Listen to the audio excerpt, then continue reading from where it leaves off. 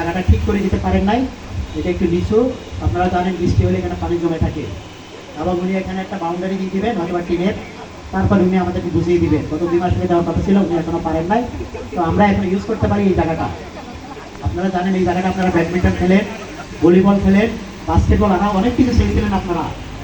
আমি যতটুকু পেরেছি আমি দিয়েছি, কিন্তু আমি একটু আগেও বলছি যে বিশ্ববিদ্যালয়ে আসলে ভাইস চ্যান্সেলর আমরা, আমাদের সন্তানেরা, আমি বলছি তোমরা আমার সন্তান সমতুল্য। আমার এক ছেলে এক মেয়ে, আমার ওয়াইফ আছে, তোমাদের মা আছে সামনে। আমি বলছি যে আমার এক ছেলে এক মেয়ে, তোমরা আমার সন্তান সবাই এখানে। আমার সন্তানকে আমি যেইভাবে দেখি তোমাদেরকে আমি ঠিক একইভাবে দেখি। আমি কথাটা আবার রিপিট করলাম।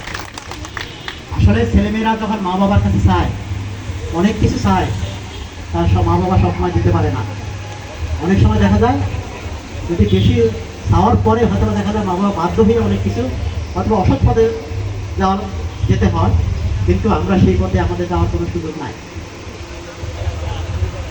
তো আমি এখন বিশ্ববিদ্যালয়ে তোমরা এক দাদা, তোমরা দাবি দাওয়া দিয়ে আসছো, আসলে সবগুলো দাবি দেওয়া